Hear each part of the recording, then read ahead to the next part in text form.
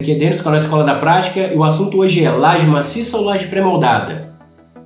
Qual é melhor para a minha obra? Bom, antes de qualquer coisa, vamos lá. O que é uma laje maciça? Segue a imagem. O que é uma laje pré-moldada? Segue a imagem. Entendeu agora? Então vamos evoluir. A depender dos casos, você fica impossibilitado de utilizar dessas duas metodologias de laje. Então, existe uma questão técnica e também existe uma questão de custo. Primeiro a técnica, depois o custo. Então, se você quer entender os pontos prós e contras e entender qual a mais adequada para a sua obra com relação a custo, vem comigo. Vamos lá, pegar os macetes, as dicas e bora praticar. Antes de mais nada, eu vou só fazer um parênteses com relação à laje pré-moldada. Eu aqui vou comparar uma laje pré-moldada, que é aquela padrão. Você tem as vigotas, tijolo cerâmico ou de isopor e um capeamento, que é um concreto que você joga por cima para regularização e consolidação de 4 a 5 centímetros, com uma pequena armadura de retração de 5 milímetros ou 4,2. Porque a gente vê aí, às vezes as pessoas fazem a laje pré-moldada e colocam um capeamento, ou seja, esse recobrimento de concreto de 8 centímetros, 10 centímetros, com asa de bitola 6,3 milímetros, 8 milímetros.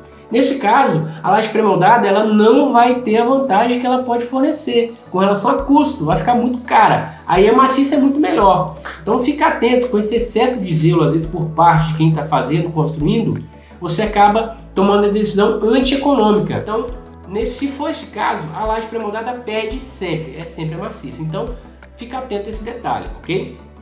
Então, considerando uma laje pré-moldada padrão, com capeamento de 4 a 5 centímetros, com uma armação bem fininha para retração. O que é essa armação de retração? Só curiosidade.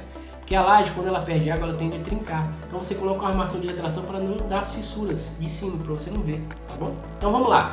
Bom, a primeira coisa, com relação a conforto térmico. Se você utilizar na laje pré-moldada um tijolo, aquele enchimento do meio de isopor EPS, a laje pré-moldada ela é melhor. Se você utilizar do cerâmico, as duas, pré-moldada e maciça, vão ser a mesma coisa, tá bom?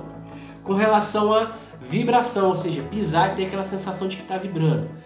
Na maior parte das vezes, a laje maciça, ela te oferece um conforto melhor, porque ela está apoiada nos 4 lados das vigas, nas quatro laterais dela. Então ela te dá um conforto com relação à vibração melhor, na maior parte das vezes, existem exceções, ok? Com relação a ponto de luz, se o seu ponto de luz der exatamente em cima de uma vigota de uma laje pré-moldada, você é obrigado a deslocar. Se você for fazer um rebaixamento de gesso, não tem problema, porque você corrige no gesso. Caso contrário, vai ficar deslocado. Então tem que ter atenção na hora de montar a laje para não ficar num ponto de luz, ok? Para não ficar deslocado do eixo do cômodo, que não fica bacana. E outro aviso importantíssimo, grava essa, anota isso. Não pode de maneira alguma quebrar uma vigota para passar uma instalação hidráulica. Então, às vezes o seu bombeiro, ou enfim, profissional que está lá, vai fazer um tubo e está em cima da vigota. Ah, vou quebrar aqui, rasgar, depois não tem problema. Não pode, a não ser que seja especificado no projeto estrutural um reforço na borda desse furo, tá? Mas de maneira geral, não deixe furar a vigota, tá bom? Com relação agora a custo, quando eu faço uma, quando eu faço a outra.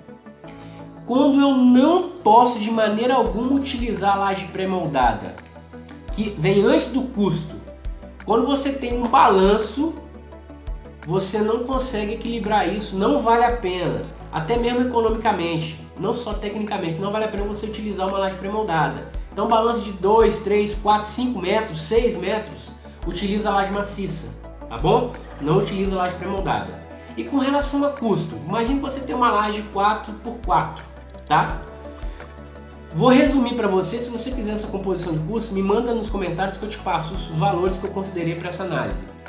Se você tem um prédio com 4 lajes que se repetem, ou seja, 4 pavimentos tipo, de 4 ou mais, vale a pena você utilizar a laje maciça. Se você tem um prédio ou uma edificação com menos de 4 lajes, a laje pré-moldada tende a ganhar. Eu vou te explicar agora por quê. Uma laje maciça, você utiliza madeirite, resinado plastificado, madeirite, escoras de aço ou de madeira, travamento de aço ou de madeira. Então, enfim, o conjunto todo para escorar uma laje está girando em torno de 120 a 130 reais o metro quadrado. Quando você tem muitas repetições, você dilui esse custo, então fica economicamente viável. Já a laje pré-moldada você teria que comprar em toda a laje, então nesse caso é melhor você utilizar a maciça. Agora, numa casa, se não tiver um balanço muito grande, vale a pena você utilizar a laje pré-moldada com atenção nos pontos que eu já falei anteriormente, tá bom? Ela é mais vantajosa porque você não tem aquele monte de madeira que vai sobrar depois. Então, fica atento nesses pontos. Qualquer dúvida, coloca nos comentários, dá um like, compartilhe esse conteúdo com um amigo seu que está construindo e estou à disposição sua para te ajudar, beleza? Valeu, tchau, fui!